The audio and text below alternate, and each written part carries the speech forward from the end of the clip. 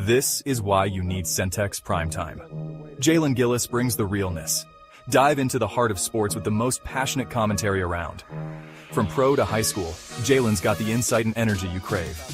Catch all the action weekdays from 5 to 7 p.m. on the Centex Sports Network, only on YouTube. Join the conversation and elevate your sports knowledge with Centex Primetime. Don't miss it. Need video or audio solutions? Hello and welcome Lighthouse back into streaming, a Centex full-scale Prime Time. I am your host, Jalen Gillis, getting ready to bring you through the prime time topics in sports, not just here locally, but from all around the nation. We want to thank everybody for tuning in with us here today on Centex Prime Time, whether that is on YouTube, Centex Sports Network / Centex Sports TV, or if you're watching with us on the website. Free subscription on our website, CentexSportsNetwork.com. Go over there and check us out. Make sure you guys get all the information on there. This past weekend, we had the FCA Bowl, a big-time all-star game here locally was on there. That rebroadcast will be coming out this weekend on the CW Network. But you can always catch all the action right there on CentexSportsNetwork.com as well. You can also see us on our social medias on Instagram at Centex Primetime, and you'll see my handle there at the bottom ticker at Jalen Gillis. Got a lot to talk about here today. NBA Finals are set for Thursday. The Indiana Pacers and the Oklahoma City Thunder getting ready to face off. We'll talk some about that today. We'll talk some quick takes and what's going on around the world of sports. We'll talk about the Cleveland Browns quarterback situation as they keep getting more and more news out of that locker room. We'll also touch on this NBA Finals, give you guys some previews and some thoughts that we have for those of you that do like to do a little bit of sports betting. Scott Foster is going to be an official for the final, so if you are a sports bettor, you just got to figure out which way Scott Foster is going, and you'll figure out which bets are. But we'll talk a little bit about the bets, and we'll touch a little bit of local news here as well as we had. Like I said yesterday, we had some state champions this past weekend, and we'll talk some about the World Series for softball and baseball going on right now in college sports. So plenty to talk about here today, folks, on Centex Primetime. So stay locked in with us here as we get ready to go through these topics. Joining me here on the show today, we got a familiar face on the show, a man that everybody here knows locally, Mr. Rocky Miller in the building with us. Rock, what's going on? Hey, what's going on? You know, it's always this is one of the highlights of my week, man, to come in here and talk sports with you and sometimes my good buddy Wayne. I got a chance to listen to y'all yesterday. Y'all had some interesting topics and discussions y'all had yesterday. Yeah, for sure.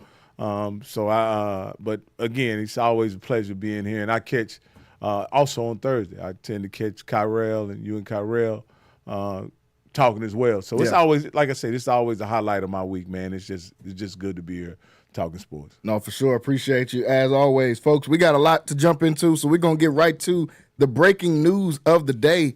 Coach Tom Thibodeau fired from the New York Knicks after making an Eastern Conference Finals trip, coming up just short in 6 games.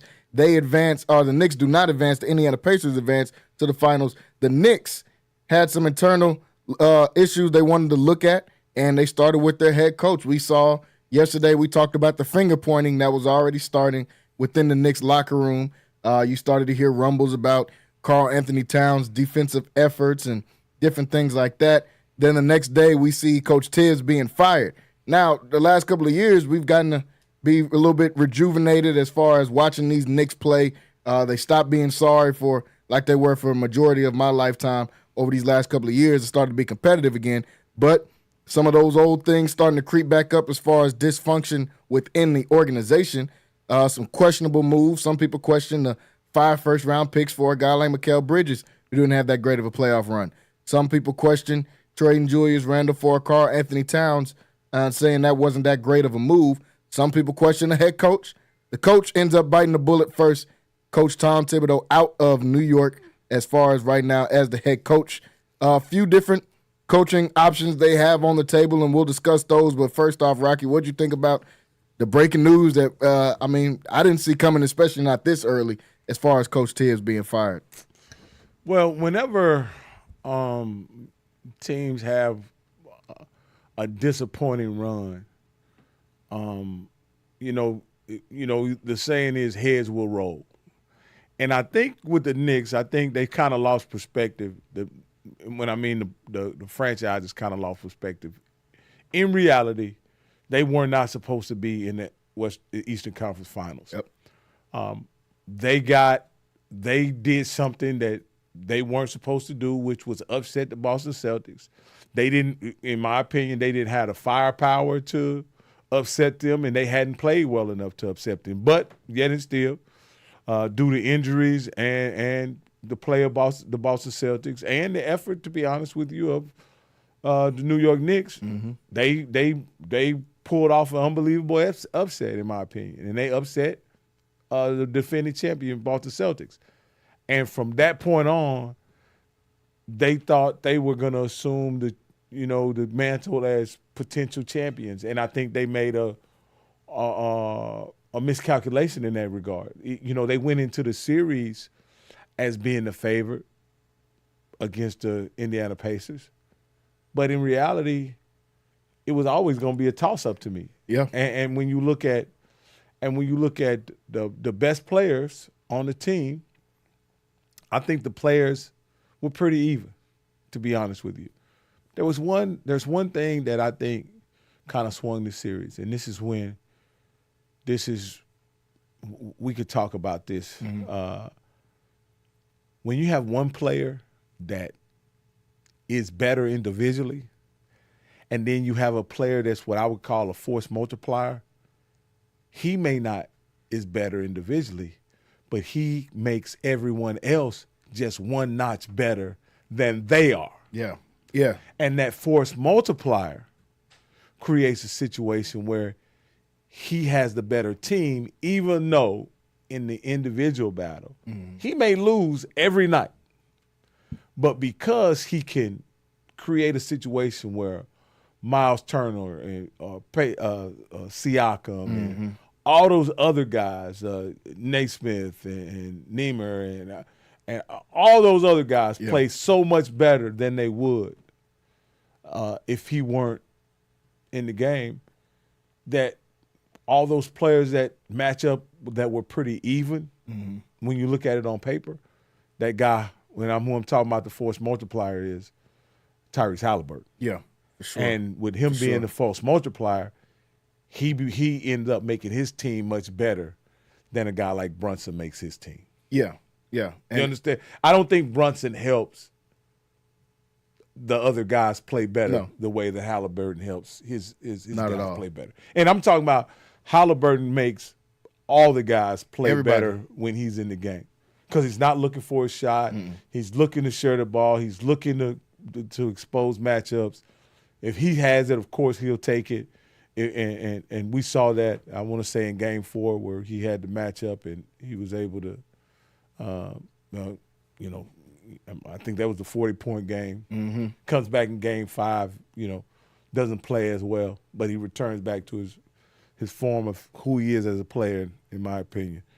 And with a situation like that, Halliburton decided the series not by his individual play, but by the way he was able to elevate his teammates. And in basketball, when you look at the historic guys, the guys that people talk about, we talk about Magic Johnson and guys of that ilk that just elevate the play of their teammates. Yes.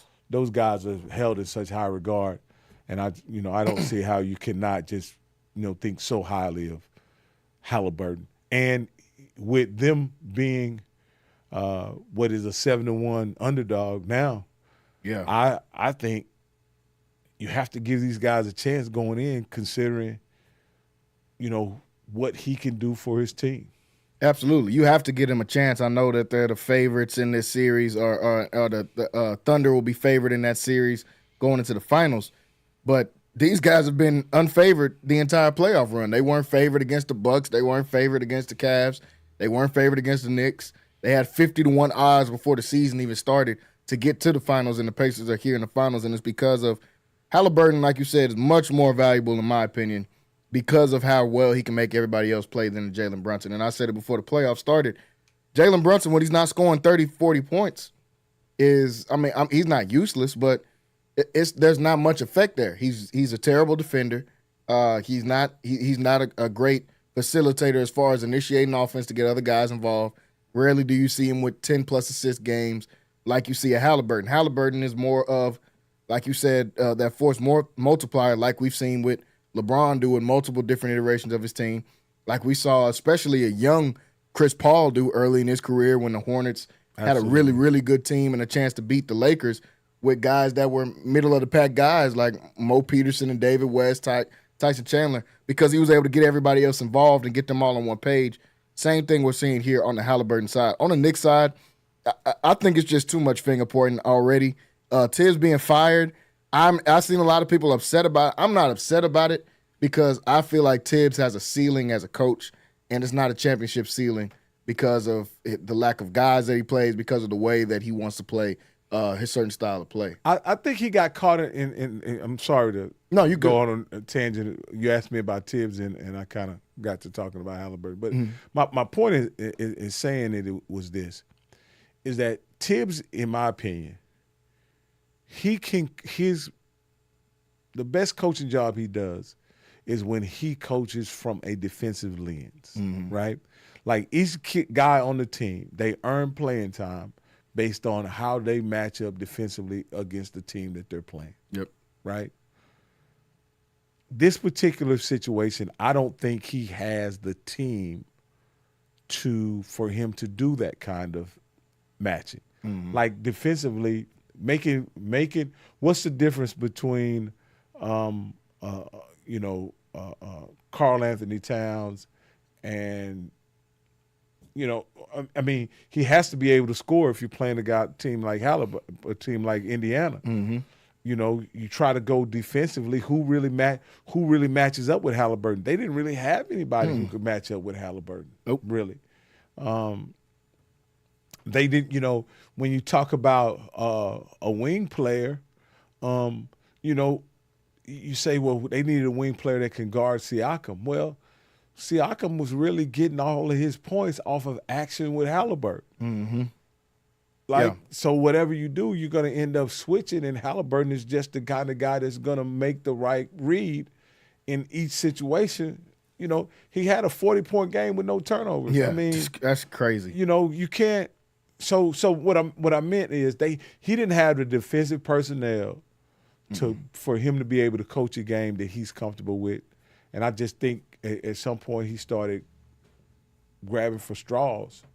He did. And nothing was working after a while. And this is the first time that I've seen him as a head coach where his personnel doesn't fit his style of play. I think he was influenced to stray away from his usual, because like I've said all the time, all Coach Tibbs teams look the exact same. A penetrating point guard, a 5-man that can defend the rim, a 4-man that can play in the post, and then some defensive /3-and-D type of guys on the wing. That's how every team he's had has been built, from Minnesota to Chicago to early New York Knicks with Julius Randle, Mitchell Robinson, and Jalen Brunson. He kind of strayed away from it. They took a shot on Mikal Bridges. They took a big shot on Karl Anthony Towns. Yes, he was able to give them an upgrade offensively, but it was a layup line in the playoffs because of their defensive efforts against his Pacers. I can't remember the guy they had last year, but last year they had a guy that when Mitchell Robinson wasn't playing well or had a bad matchup, they could put someone else in. They had Hardenstein last year. Yeah, That's on the Thunder. So they still had a rim protector and a threat to score in the paint. So that kind of soon as Mitchell Robinson is out, the rim protection's over with. Yeah, they don't have anybody to bring in. Anybody they bring in, and of course, Karl Anthony Towns. I heard somebody say this. So this is not my quote. He said, "He's a tall man, not a big man." Yeah.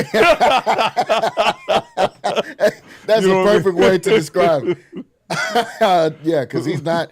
He does not play the traditional back to the basket you would expect with a 7-foot guy. He's a tall. tall man, not a big man. So and with and essentially, here's also what I think about Karl Anthony Towns. He's a 7-foot guard or forward that isn't a perimeter threat off the dribble. And it's hard to be a perimeter player when you're not a threat off the dribble because you can't play make for anybody. You know what I mean? when you get the ball out there is to shoot. And so anyway, my point is saying it's a 7-foot guy like a KD who can dribble, pass and dribble. That makes sense. But a 7-foot guy who's just going to be out there shooting, it never makes sense. Never. And then on defense, he's not going to guard the rim.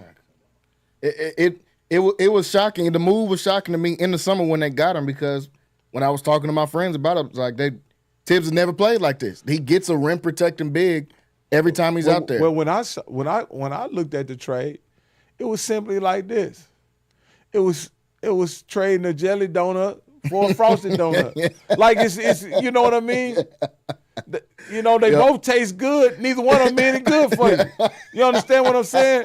So you're not really he wasn't making his team better by making that trade. Now, again, it may have been personality conflicts they were trying to address or something like that. Julius Randle's been on a few teams. So has Carl Anthony Towns. It was his second team. So anyway, it may have been personality conflicts, but it was clear to me that neither team was getting better. And to be honest with you, this is just my personal opinion. I thought Minnesota got the worst end of the deal, in my opinion. Now, it turns out everybody got exactly what they got. Yeah. You know what I mean? If anything was even Steven, it was even. This was the most even trade. You both go to the conference finals, you both lose. They both get about 20, but it's not enough. And they both and the deal is, when they play well, this is the other thing that's kind of weird. When they play well, the team doesn't necessarily play well. They're ball stoppers. That's why. Both of those guys are, once you throw the ball in there, it's a black hole. It's not coming back out. It's a shot coming out after that. You can get a rebound after, but especially talking about Julius Randle. Julius Randle, once the ball gets to him, that's the last stop. The next stop is the rim. Karl Towns, like what you said off the dribble, is a huge point. When you play on the perimeter so often, we took away the three, now what? We saw it in Game 6. He was scrambling, and I feel like every time he drove the ball was a charge. He's just driving in wild. They know he's not going to pass it. Let's just stand right in here and take a charge. It's going to hurt, but you'll be able to take the charge. I don't necessarily know how they move from here as far as personnel wise. Do you think the personnel stays the same now that they've gotten rid of they put the blame on somebody? It's Tibbs' fault. He's fired. Does the personnel stay the same as far as the starting five, or do you? Because at the end of the day, this is Coach Tibbs' first time with this team. They didn't give him a lot of chance to adjust as far as what are we going to do different. As soon as things started going bad, it was the conference finals, and at that point, it was too late to adjust. But I don't know if they gave him enough time in this. Do you make some personnel changes along with this, Coach Tibbs? Or so here's what I honestly think. I think what's going to have to happen is they're going to make a style change, much like Rick Carlisle and Indiana Pacers did, based on personnel. You got to realize Carlisle was a defensive guy. Yep. And then he got what I consider a brilliant player in Halliburton, and he adopted his coaching strategy and style toward the player he has. I think they have to have a style that kind of supports Brunson. And in this regard, when you have a point guard, a ball dominant point guard who's your primary scorer, you appreciate this.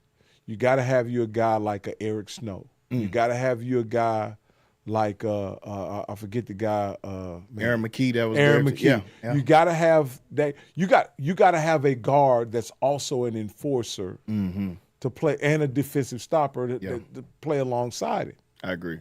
Right? Yeah. Because you have to have a guy that can stand nose to nose with Halliburton and defend. Yeah.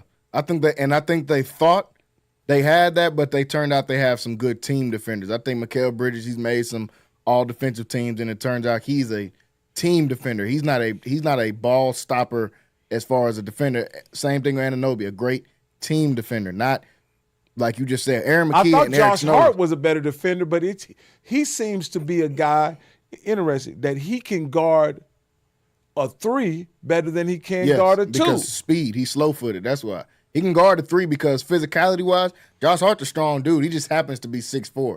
He really supposed to be like a power forward. He just ended up being short. So he's a strong guy, similar to like a PJ Tucker. So okay, I can sit here and I can go with the threes. You're 6'7", 6'8". Yeah. But when you put a fast guard in front of me, I'm toast. I can't stay. And that's the same thing with Bridges, who was considered a good defender, but he's usually guarding 3s and 4s. Same thing with Anunoby, usually guarding 3s and 4s. Now they're saying go stop Halliburton. He's walking past him and getting Siakam a layup, getting Turner a layup or a 3 to Nembhard or Naismith out there. So I think, like you said, they've got to get a guard stopper on the same thing I said about the Lakers. You can't stick Luka out there next to Austin Reeves. That doesn't make any. Who's going to stop the guard from scoring? Nobody. So it's similar with Brunson. You got to get another. And I think, honestly, if they just had a 6-man that could score 15 points a game, I think they'd be in the finals. So as much as we'll blame Tibbs for all of this or whatever, whoever we decide to blame, if they got a guy that comes off the bench and gets you 10 to 15 points, they're in the NBA finals. Where's Pat Bev when you need him? Yeah, see, exactly. See, they want to kick those type of guys out the league. You have to realize, Yeah. like, I remember some of Chris Paul's best years was when he played with Pat Bev. And again, you had an enforcing guard that could do the quote-unquote dirty work on the perimeter, right? And he could focus on being a playmaker and doing the things and orchestrating, I guess you could say. Yeah. Now, not that Brunson is an orchestrator, but my point is, if he's challenged with guarding Halliburton straight up the whole game, there are going to be games where he outscores Halliburton, true enough. But can he offset the damage that the rest of the team is going to do because his inability to defend Halliburton is going to make the Pacers a better team? I think the AI comparison was probably the most spot-on one. If you're going to have a guy, because they're similar, they don't play the similar games, but the way that they play is similar. The impact on the game. Yeah, if we're going to get volume shooting, it's not going to be easy shots. I'm going to take mostly tough shots. It's volume shoot. I'm a small guard. I can't guard nobody, but try to guard me on the other side. But with that, they had an entire team of defenders, if we talk about the Philadelphia 76ers, and no one else could score. I think they need to adopt a similar principle to that. They've got to find some way to find some rim protector. If it's not going to be Karl Towns, it's got to be somebody. Mitchell Robinson's a good rim protector, but he's so inept on offense that it was almost offsetting his rim protection at the same time. So I ask you, when looking forward, can a guy like KD help this team? Can a guy like I don't think he can. I don't think a guy like KD helps the team. It makes then with a guy like KD, then do you automatically say, hey, we got to move Karl Anthony Towns at that point, or I think that kind of is a lateral move. It'll keep them. I think they'll be a little bit better offensively for sure because it's Kevin Durant, but somebody got to stop somebody. But if you change your style to more of a wide open style, and not, make it about defensive matchups, make it about, volume scoring, quick scoring, and see, and that's the other thing. Indiana goes down and scores it in 8 seconds.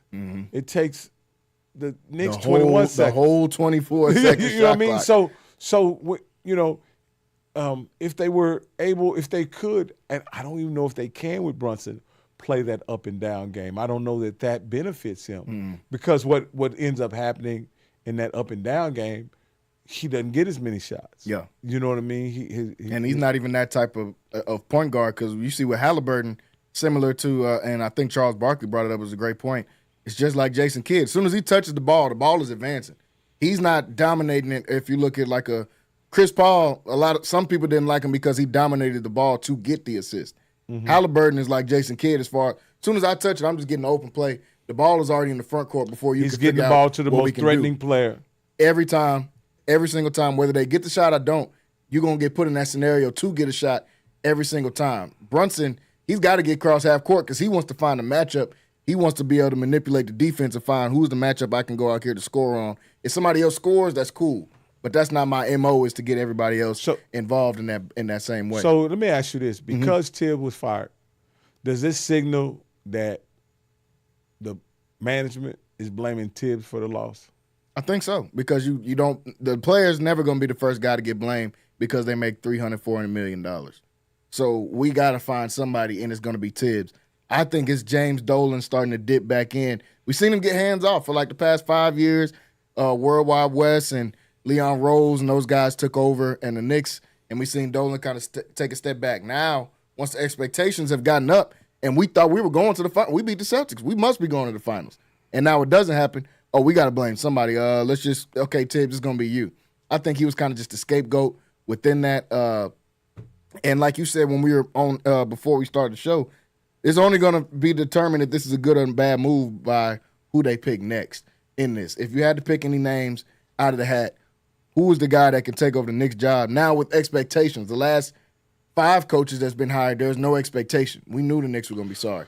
Now there's expectation, especially with next year looking forward in the East, is completely wide open because Boston's going to be down, and they were the only powerhouse in the East. The rest of the East is really the same.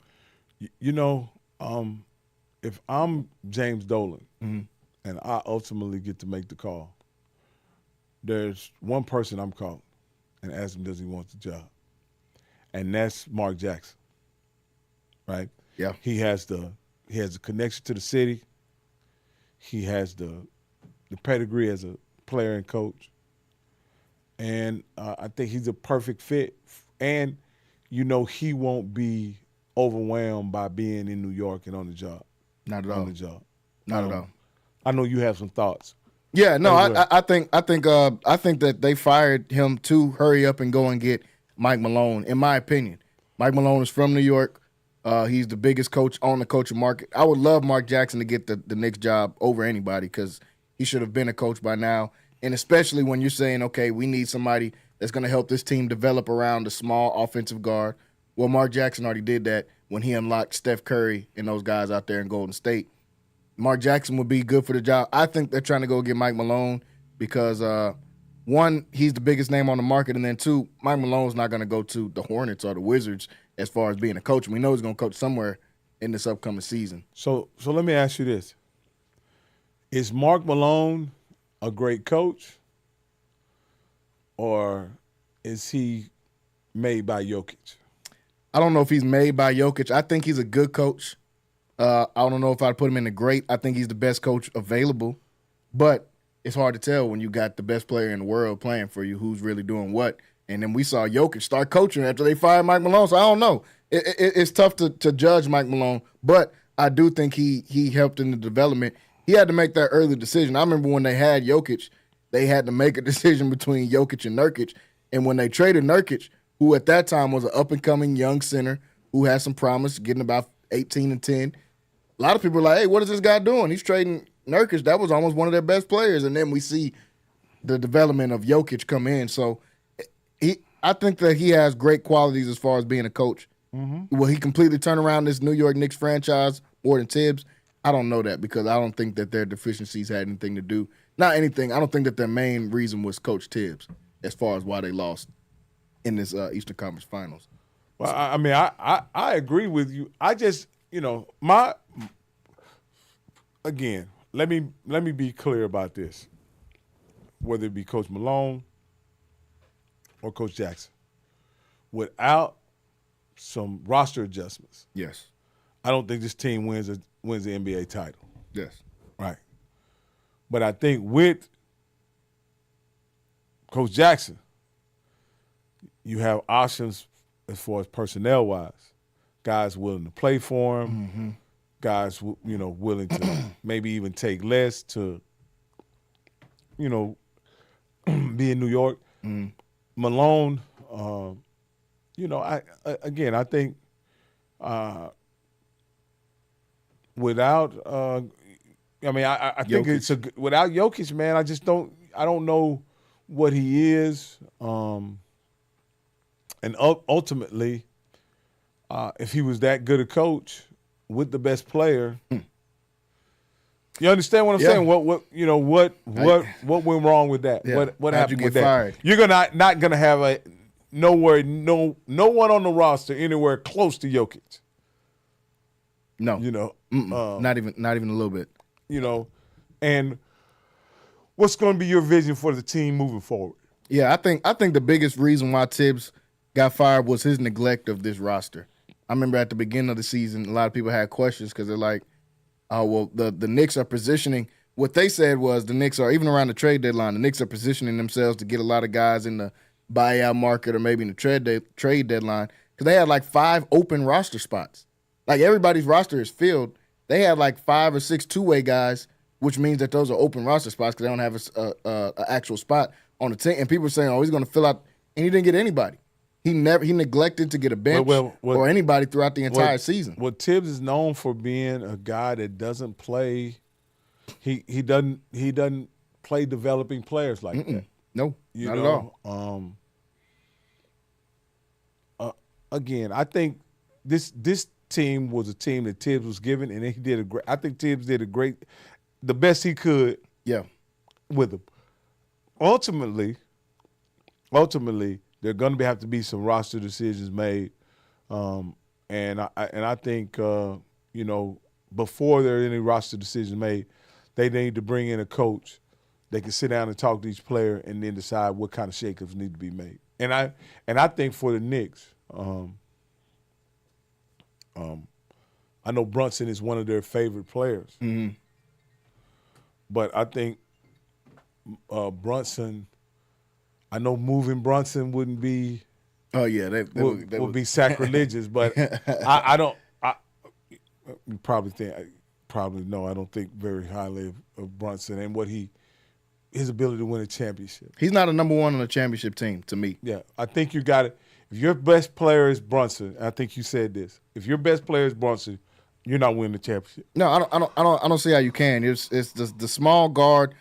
You got to have a team built out around it. I know we've seen Steph Curry do it, but there's not many lead small guards that have won historically an NBA that have historically won an NBA championship. You can put Zeke in there, you can put Steph Curry in there, but I mean, there's plenty. We haven't seen Chris Paul be able to do it. He wasn't able to close the deal as a lead guard.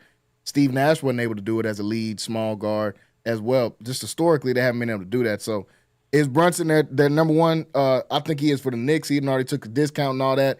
They'll probably start picking it outside of Madison Square Garden to get rid of Brunson, but I don't see him as a number one. That's why I never had the Knicks as the favorites to win the championship, because I don't see Brunson being a lead guy or Towns, either one of those dudes, whichever one you want to pick as a lead guy, being a lead guy on the championship type of roster. So they don't make it. Tibbs is fired. They'll have a coaching search this summer. I don't think it'll take long, though. I think they'll probably hurry up and pick somebody, in my opinion, because of the anticipation they have coming up. But the draft is coming up soon, right? Yeah, draft right around the corner. So they're going to want to have somebody in place to start making decisions. I know Leon Rose is there as far as a GM, and they'll be able to make some, and president of the basketball operations, they'll be able to make some decisions, but they'll want a coach's input on that as well. Interesting part is what you said before the show started. What's going to happen to Jalen Brunson's dad? Does he get a job still, or is Rick Brunson? I think as long as Brunson is there, Rick has a Rick has a job. Because he's a player development coach. It's not like he was the assistant coach or the second assistant coach. Yeah. He's a player development coach. So you can bring him in on anybody's staff, and I don't think he'll be a problem. Folks, I want to go to some local topics here going on in the Central Texas area. Some guys that are getting some buzz and some notoriety around the city as far as recruiting, talking about high school football. Another one, a guy that I liked his game a lot during the season, Kobe Haynes, a young athlete out of Whitney, Texas, Whitney High School here. The coach's son, as a matter of fact, out there at Whitney. Had a great season last week. If you guys watched any of the pre or post game shows we did for football season, talked a lot about this guy. He was always in the stat sheets as far as when you look at the Central Texas stats. Gets an offer from Tech to go along with other offers. He got offers from Baylor and a lot of other schools here in the Texas area as well. Tech has been making some noise because they offered him. Yesterday we talked about them offering a young Edison King, who is a freshman coming into this La Vega school, or coming in at La Vega High School this year, already getting D1 offers. The big time, he went to Tech's camp this past weekend, a pass rusher. He's about 6'2", 6'3", pass rusher. Went to Tech's camp this past weekend. Must have did well because he got an offer the following day right after that. What do you think about those guys getting an offer, and then Tech kind of coming in and into bear country down here and trying to offer a couple of these kids? Well, again, I think Baylor has to establish whether this is bear country or not. Yeah.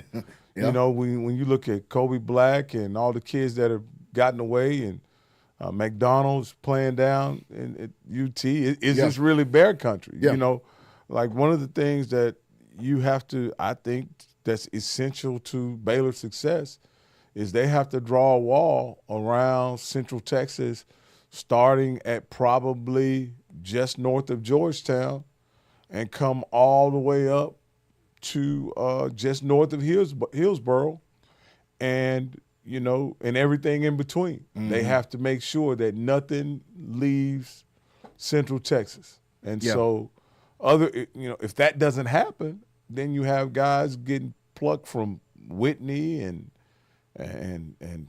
of course La Vega and Killeen usually has a crop of athletes from year to year.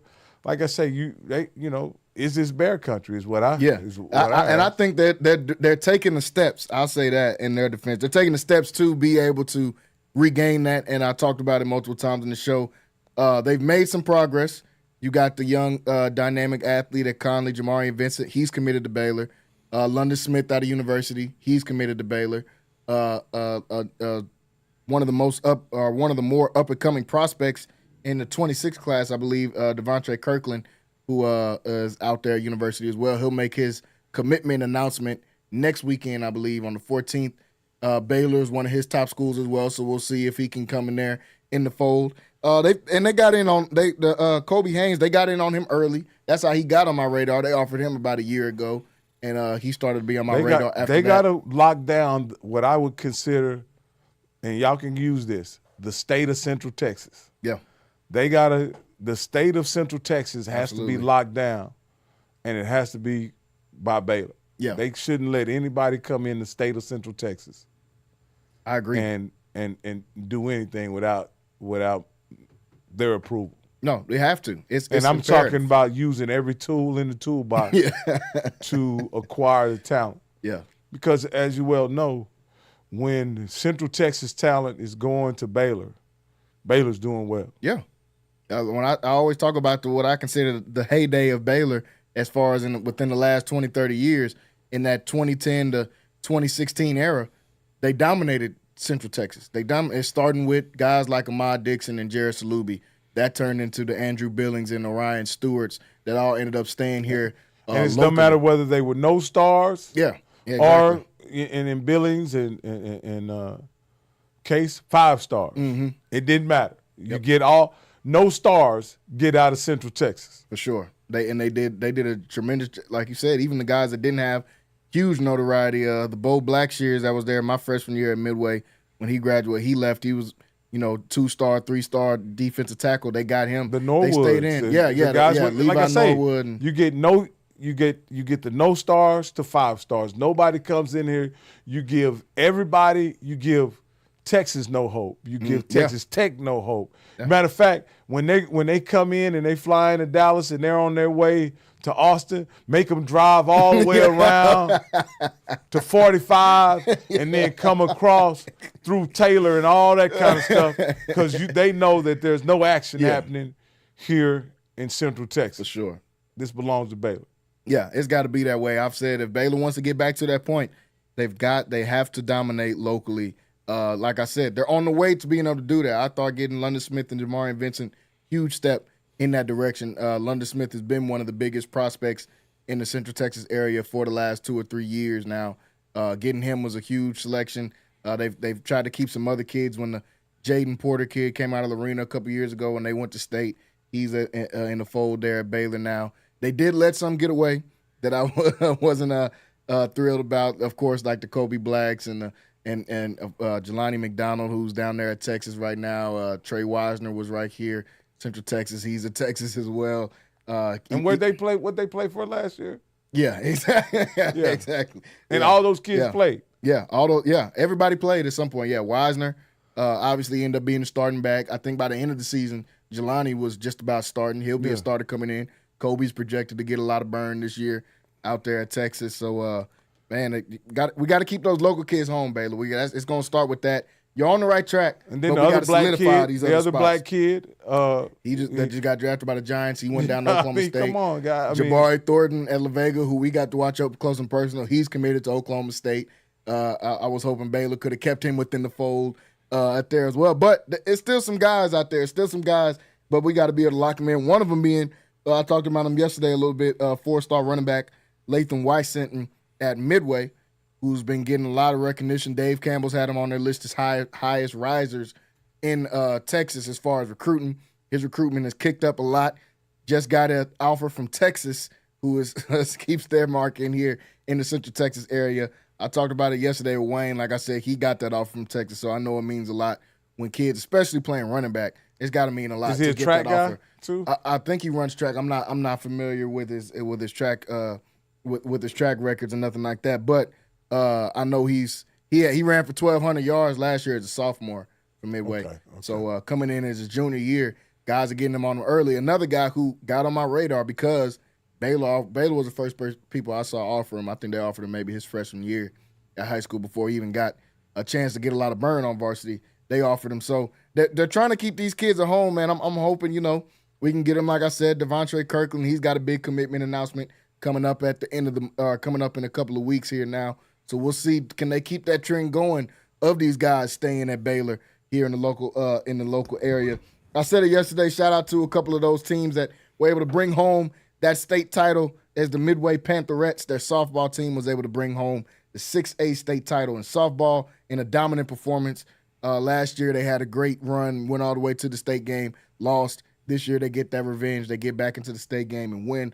The Robertson Rockets get their first softball state title since 1999, I believe, as they get the 4A Division II state title out there and keep it home here. Riesel came up just short in what ended up being a really, really good game against Ganado. They came all the way down to the 7th inning, but still want to give those guys credit for being able to make it. Midway Baseball is playing for state this upcoming week, so we'll keep our eyes in on those guys and see if Midway can get a sweep in softball and baseball, getting wins for both of those teams. So we're keeping in touch with those guys and to see what's going on with them. Got to give a shout-out. We talked about a little bit about the NBA Finals to Kenrich Williams, man, the first Waco native that I know of. I was looking on the internet. It's always somebody that could escape the internet. Yeah, 38. I'm talking about Bob Johnson. Since the ball and the hoop was round, the first guy from Waco native to be able to play in the NBA Finals, man. Huge accomplishment. Definitely shout out to Kenrich, man, and we're all rooting for you here. And he's he's an amazing young man. Yeah. He happens to be the same age as my son and my youngest son, and so what's kind of cool about that, I was able to see him grow up and mature. And when he was playing running back at 10 years old, I never thought he would grow up to be 6'8" and NBA player. I thought he was a pretty heck of a running back, but I guess he kind of outgrew that. Yeah. That 6'8" running back would have been a little, his knees might not have been intact by now. Yeah. But no, he was he's always was a tremendous athlete. Yeah. And it was good to see him go to the NBA and then have a great career at TCU. Yes. And then go to the NBA and find a spot on a winning team, man. It's been awesome to watch, and he comes back here and does work in the community. He does. Shout out to Kimrich, man. Yeah, he's a tremendous guy, and he's a role model, family man, somebody who kids can look up to and aspire to be. For sure. Because that's the first, all the kids. Well, in the NBA, it's kind of tough because you got to start out with the 6'8". If you can get to the 6'8", then you got a chance. That'll help your chances a little bit. Yeah, help your chances a little bit. Because, again, we don't, we have a lot of guys who are very accomplished in football coming out of our community. Not that many basketball players, that really went on to. I think Lee Wilson won a national championship at Arkansas. There's been some guys that have done some big things, but not a lot in basketball. No. When I was looking it up, I couldn't really find anybody. They tried to throw Vinnie Johnson in there. I said, man, he just played at Baylor and MCC. From New York. He's from New York. He ain't even from down here. But I couldn't find much action with them. But Kenrich getting there will get a chance to be the first Waco native to be able to win an NBA championship. So as much as I like the Pacers as a team and their story. I definitely want Kenrich to get it, to bring home the world championship back to Waco and show the kids and the people here from our community what's possible if you do the right thing and you continue to work hard and fight and chase your dreams, man. Yeah, hard work, chasing the dreams, like you said, 6'8", helps out a little bit. But I mean, when we used to play him in high school, they used to smash us when they went to university. They had a squad. They had him, they had Ray at point guard and all those different guys, man. They used to smash us. But, shout out Kenrich, man. We're rooting for you. And I think they're going to win regardless whether I was rooting for you or not. I think the Thunder about to smack the Pacers, but that's a whole nother deal.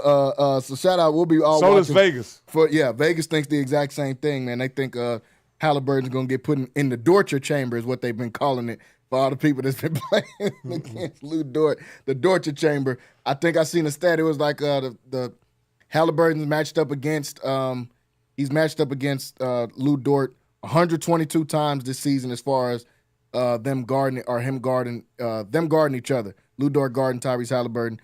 Halliburton's gotten 10 shots, and I think he scored 8 points out of those 10 shots, out of 122 times of him guarding him. So we'll see how that goes as it get a little bit closer. Folks, I want to go to some quick takes here on the show while we got some time left here on the show today. A couple of quick takes. For one, we talked about it a little bit yesterday, man, the reports of all the noise coming out with the pre-draft process of what we've seen in Shedeur Sanders. Now Deion Sanders has gotten to speak up for his son, saying that the reports were foolish, said that everyone that's come across his son has always said he's been very professional. Some of the reports that Shedeur allegedly wasn't taking interviews serious. He came in with headphones on into certain meetings. He had somebody said he was on a FaceTime call during a meeting. All types of stuff. We don't know. Of course, no one puts their name on these, so we don't know what meeting are you even talking about that he was doing. What was the nature of this meeting? Were people just around and you said it's a meeting and he had on headphones? Was he actually sitting down talking to a team and he's got on headphones and his phone out? I highly doubt that. But we're starting to see noise reemerge almost coming out of this, and Deion has kind of shut this down, calling all of these reports foolish, man. What do you think about all this, the continuing talk of the draft process with Shedeur? This is you gotta look at this. Look at how it kind of falls out. I think Deion has intimate knowledge of what's going on at rookie camp and OTAs. For sure. I think Deion realizes his son is a bona fide NFL quarterback. And he understands who his son is competing against. And he realizes that what his son went through was a bunch of hogwash. And though he won't go directly at the NFL and the powers that be, he can take on the reports that get out. And that's what he's doing. He's protecting his son. Now, Shedeur is doing the work on the field, in practice. And have you noticed? Ain't nothing leaking about him not being a good teammate, a good player, knowing the playbook, not having an arm. None of that stuff is coming out. Like it's all stuff. It's all stuff that we can't even find out if it's real or not. Yeah. He wore shades in the interview. Yeah. Come on, man. So this is what happened. You got to understand. I've been watching the NFL a long time, and so this is what happens. Then the NFL sometimes believes they're smarter than me and you. That what we see in college and what we think is a player, they know better. Yep. They have ad machines and big mainframe computers, and whether if we can see a player or not, that doesn't matter. What matters is if whatever their calculation on the player matters more. Yep. And I don't care. There's been tons of players over my lifetime that I saw on Saturday they could play. Yep. They try to convince me that they're not any good, and then when they get in the league, they end up being exactly who they were on Sunday, right? Yep. Again, there's tons of second, third, fourth round picks in the Hall of Fame. Tons of them. On the All-Pro list. Yep. So, again, this is what happens. The problem with this situation is that this is happening in real time, and we're able to see it unfold. And guess what? Because of the fame and notoriety of the player, the NFL ain't going to forget this. Like, they're not going to forget. Like, if Shador is Rookie of the Year, this is going to be a mistake by the NFL. This is going to be always thrown up in the NFL's face forever. That, hey, he was a first-round pick, guys. Everyone knew he was a first-round pick. And they may have to ultimately answer the question, why did you decide? What happened? You understand what I'm saying? Yeah. They can hide behind it's a meritocracy. We pick the best players available. We have to have to fit. He was overvalued at where he. You can hide behind all of that until Saturday in September, and the guys actually get on the field and they get a chance to play, because that's when as fans our suspicions could be validated. Yeah, that there was something that was done that. Or there was something about the player that they didn't want to take him that had nothing to do with football. It couldn't have. You understand? Yeah. Like that. Like if he comes out and he throws for 3,500 yards as a rookie, and it's Rookie of the Year. Okay, we all knew that. Like, the whole world knew that. Those people that were every draft evaluator knew that. Every draft evaluator had him as a second quarterback off the board. You can't point to anything else. So what's happening now is this is Deion's way of not letting the story die. Yes. And not letting it just be something that happened to a kid. Right? Because guess what? Deion's going to have more players coming out to be drafted, more players coming out, and he wants those players to be insulated from the kind of scrutiny that Shador received. Yeah, like in very, like I say, it's been he was drafted on the 27th of April, 28, something like that. It's been a little more than a month, and in that time, just about everybody has changed their tune about what he can be as a quarterback. Yep. in less than a month. Come on, man. Yeah. You know what I'm saying? Like you got guys like because what I think is happening is there are people who've been watching him practice, have access to evaluations by coaches and scouts, and they're saying, hey, this guy, and it's much like, and let me say this again. Joe Flacco lost his job to Daniel Richardson last year. Yeah. Kenny Pickett lost his job to Mason Rudolph. Okay? Yep. Dylan Gabriel is 30 years old.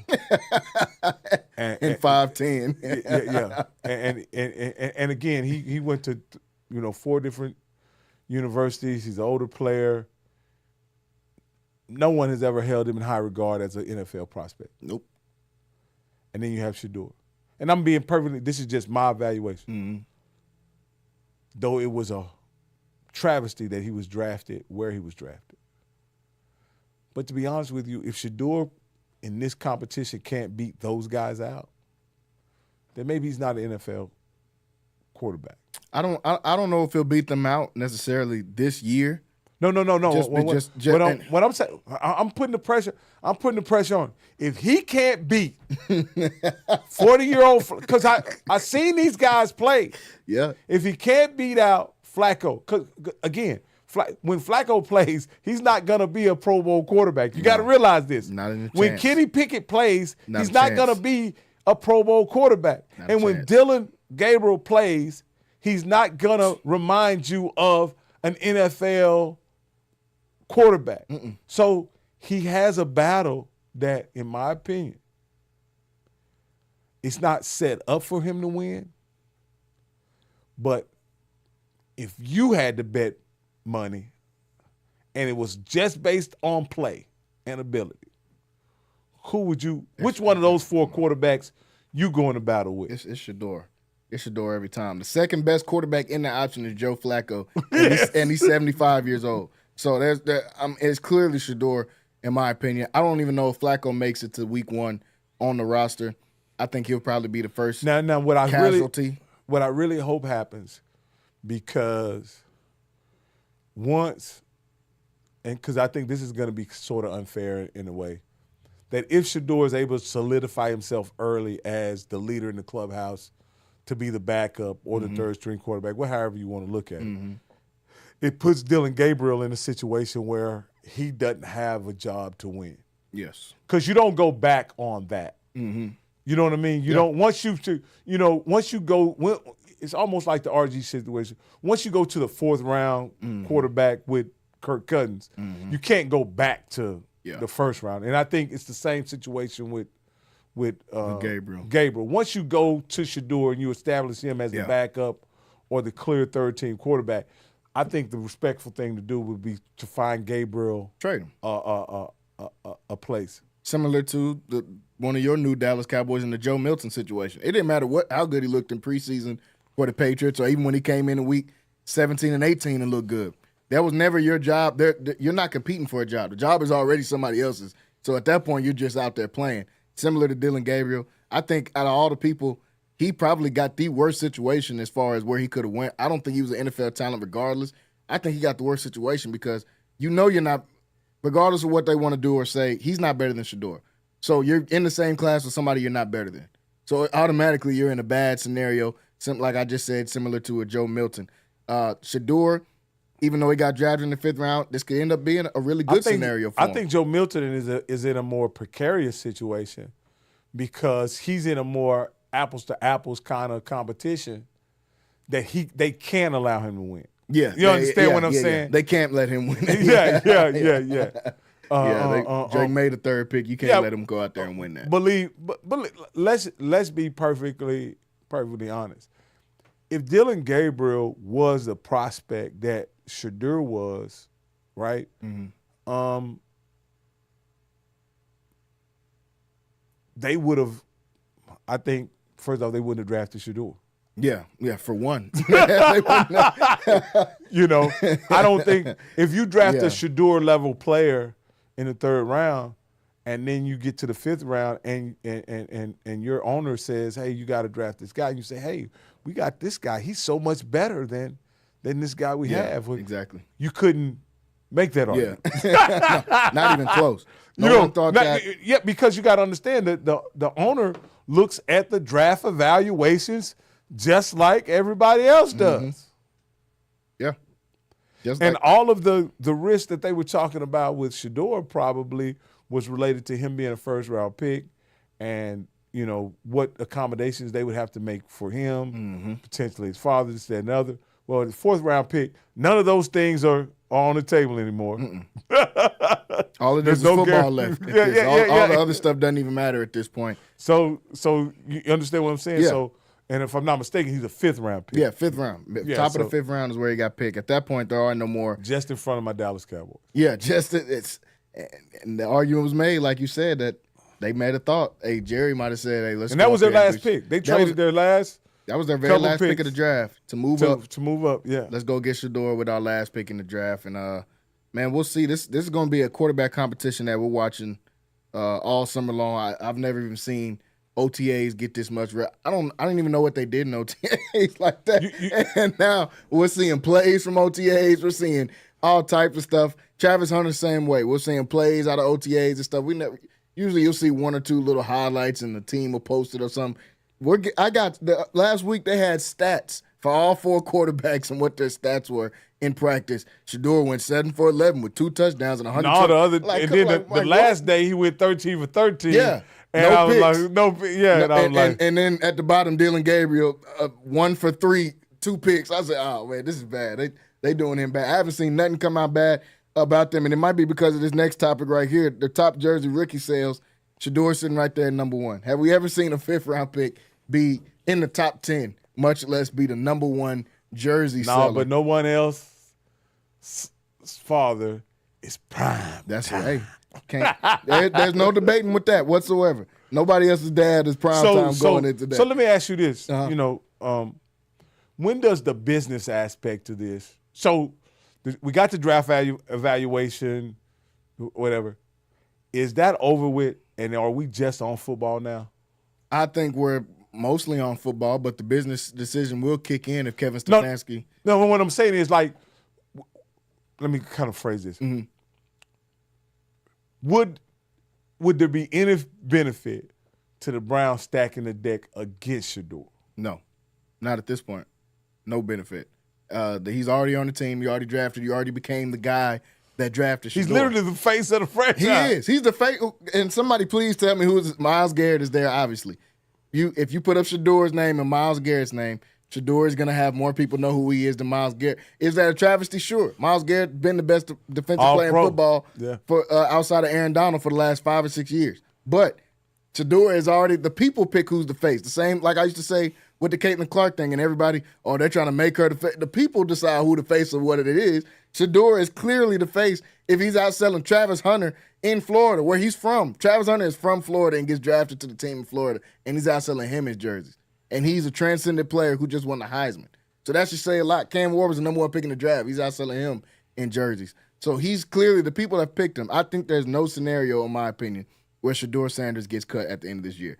If he even gets close to that, but if it's the last pick between him and somebody else, Jimmy Haslam will come down and show him this picture with Shador Sanders with the number 1 selling jersey for all rookies and say, I'm sure we could find somebody to cut besides this guy. My question is, if he somehow wins the starting job and that wide receiver gets cut, does everybody get a reprieve on those number 2 jerseys? Yeah. Because he's a kick returner. I'm like, man, how did this?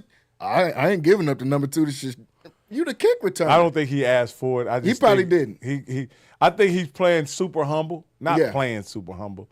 He's being super humble. He's doing it the way it's supposed to be done.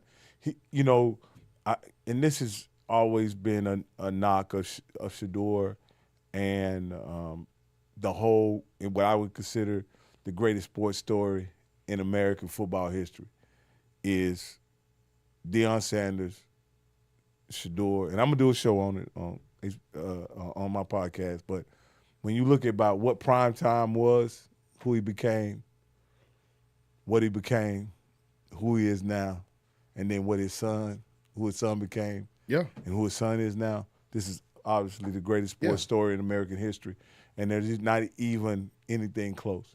Because you could say, well, what about the Mannings? You're having 2 sons in the NFL. First off, Archie is a great player, but he wasn't never a top level player like that. He was never the best at his position. Never. He was, you know what I mean? He wasn't a prime time. Mm-hmm. Not only that Archie didn't literally come off the couch to coach his son. Yeah, exactly.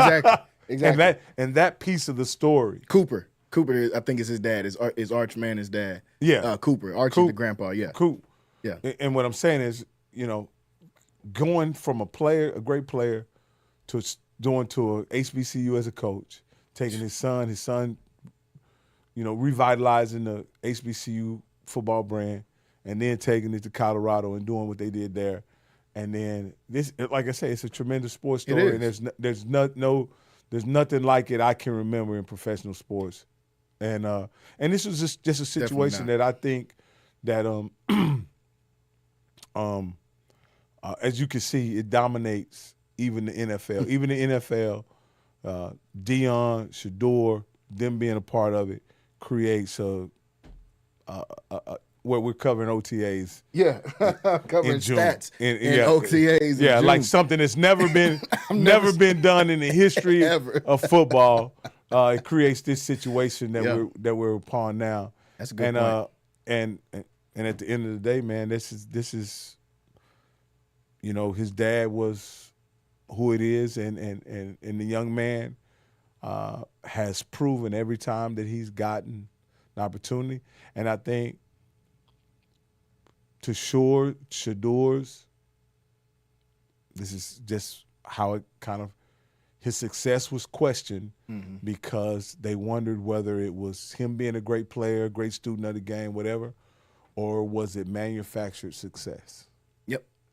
And that's what they're gonna say. And at this point, they no longer can say it's manufactured success. His dad has, matter of fact, his dad actually has hurt him in his prospects to be a professional athlete. Sure. In my opinion. He did.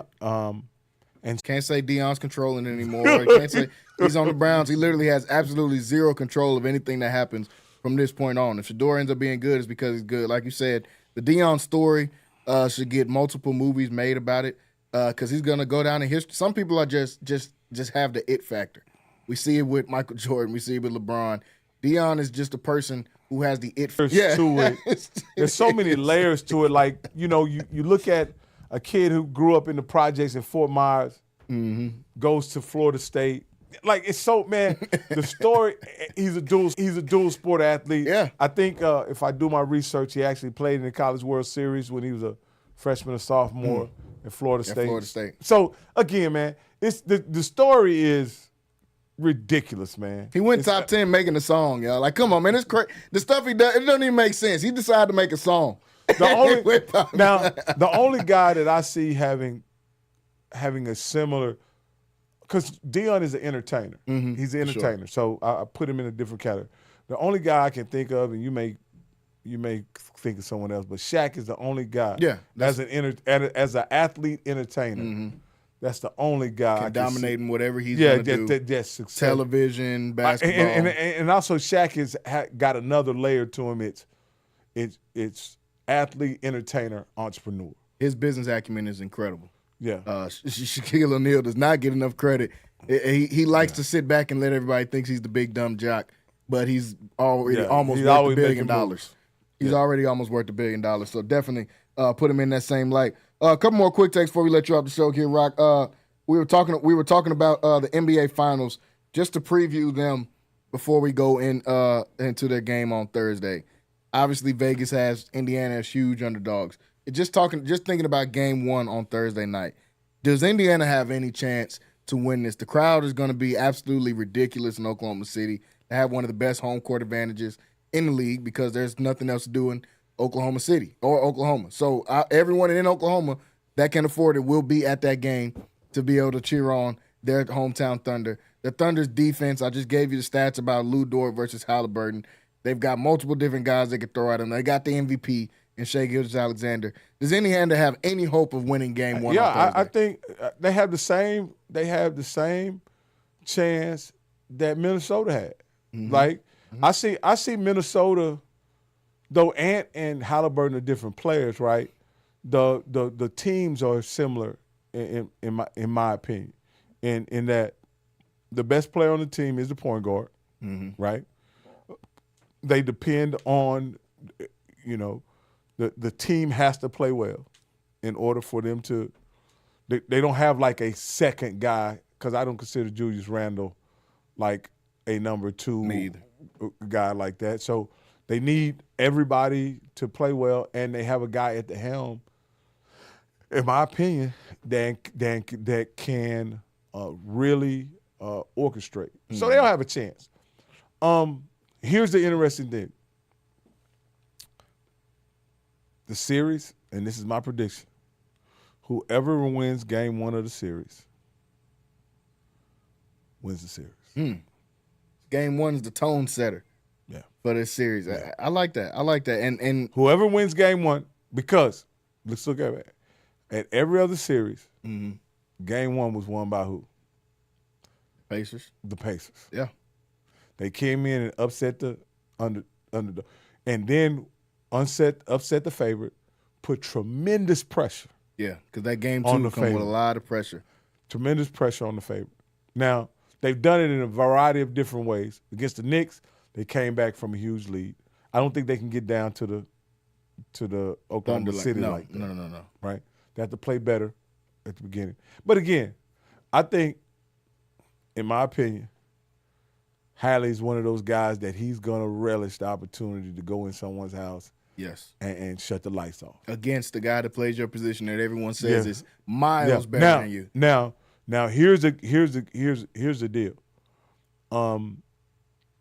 Will they be able to control Hallie? Right? Mm-hmm. Using Shea, or like you say, put him in a torture chamber. Yeah. Because unfortunately, I think they have big wings, and I think some of those big wings can do a pretty good deal on Hallie as well. Yes. I just blitz Hallie the whole game. Yeah, I think that's what they're going to do. They've got a multitude of defenders. They're going to throw the kitchen sink at Halliburton. If we do lose, it 100% won't be because of Halliburton. It'll be because Siakam scored 50 a game. Exactly. Yeah. Which I don't think he'll be able to do because the inside defense is different with this Thunder team. I give them a shot in this game one, and I like what you said about game one for them because I was going to bring up the same point. They upset Cleveland at Cleveland. They upset New York at New York, and nobody gave them a chance to win those game ones either. If Halliburton can come out and get his guys involved, it has to be the pace. If they can play with that same pace that they did against the Knicks. They upset Milwaukee too. They upset Milwaukee as well. Milwaukee was favored to be able to do that. To be able to go out there, if they can play with that pace, if they can find a way to get layups against this team, they can win. If they win game one, we'll see the real pressure get put on this Oklahoma City Thunder team because they're not going to defend. They're not going to defend them the same way that they've been defended. They're probably going to let Shea get his shots. We just can't let Jalen Williams and Chet and those guys get their shots. If Shea wants to play the 2 game, we'll play the 3 game. What can Andrew Nembhard do against Shea? People are hyping that matchup up. I don't think he can do much, but I don't think that matters. Can we stop those other guys from scoring? So the interesting thing about the Minnesota series, if I'm not mistaken, is that they were able to control the role players on Minnesota. You didn't have those breakout games by McClain, McDaniels, Randall, Nazir, Naz Reid. You know, you didn't have those breakout games by those players that they had in previous series. Yep. You didn't have those breakout games, especially against the Lakers. Yeah. You know what I mean? Exactly. You didn't have those, exactly. You didn't have those games. So will they be able to control those guys? And here's the deal with the Pacers. It seems like the Pacers, every single game, one of those, I don't even know if they're fourth. I would say one of their fourth options. 5th, 6th, 7th. Option would end up with 20, 25 points. Yeah. You know. We saw Mathurin get a 20-point game. Obi Toppin had multiple big games in there. Nembhard had a 20-point game. Neesmith hit 8 threes in the game. Now, this is what's also interesting as well. Oklahoma State could match up against any team. Mm-hmm. But this is probably the only team that's as deep as they are. Yeah. That's what makes this the more interesting series because every series they've been able to say, all right, let's blitz Ant. Let's get Ant out the series. Halliburton, to an extent, blitzing him doesn't hurt or help. Doesn't really help your team. I want to get those guys the ball. You're trying to take the ball out of my hands. I'm trying to get the ball out of my hands. I'm trying to think of the series. Was it last year or the year before when someone had that notion to blitz Halliburton and they started playing T.J. McConnell with him. That unlocked it. Yeah, that did last year. I'm trying to think out. I can't think. McConnell started getting what more was minutes. It against Philly? I can't think of who it was. It was against the Knicks when they won that Knicks series that they weren't supposed to win, and then the Knicks players started getting hurt. And, Tibbs had to take over with his defensive guys and say, we're going to get Hallie off the ball. All right, well, we got White Lightning coming in the game. They put T.J. McConnell in. Yeah. And he kind of unlocked Halliburton and made him more of a scorer, playmaker kind of guy. Yeah. And he ultimately, he was still able to be quite successful. Maybe had a couple 30-point games or something like that. Mm-hmm. My point is saying is I think they got options if they are They do have a lot of options. If they are blitzed and if it's a contest, what I think the NBA turns into nowadays, to be honest with you, it turns into a game of shooting. Mm-hmm. Which one of these teams has the better shooters? Indiana, for sure. Indiana definitely has the better shooters, in my opinion. And that's what keeps them. That's what's going to keep them in the game. They have the great equalizers. We watched them be down by 20+ in the fourth quarter in game 1 against the Knicks. And then the guy off the bench, Neesmith, comes and hits 8 threes. 8. So it's like that. They're never out of the game. The only knock I can get against the Thunder is every time they've had that main guy to go against, and be like, we're going to stop him. We're going to stop Jokic. We're going to stop Anthony Edwards. You can't just come out and Halliburton's not a player you can just stop because they won multiple games this playoffs where he's getting 10 points because he wants to get those other guys involved. So I think it's going to be a big game between these two teams. The pace is going to be high. I still have Oklahoma City winning. I think just too much defense on the other side. I don't know how they stop all those guys on the Thunder, but this is going to be a really, really fun series to watch if you like offensive basketball because we're going to see a lot of it in this game. That game is on Thursday. I almost said tomorrow. That game is on Thursday at 7:30. Got one more day. One more day before we get in. We can stop watching.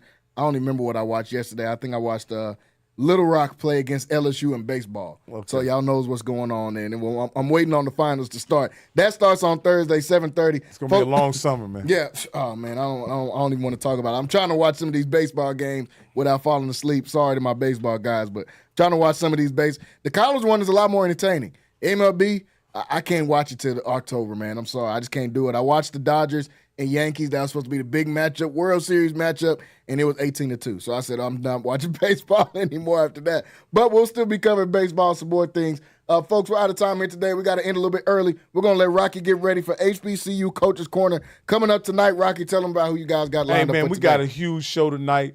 We have the ESPN voice and face of HBCU college football, Jay Walker, on the show. He's being inducted into the Black College Football Hall of Fame as a legendary quarterback at Howard University. And so we're going to sit down and have a conversation with him. We got also, please tune in because you never know what might happen on HBCU Coach's Corner.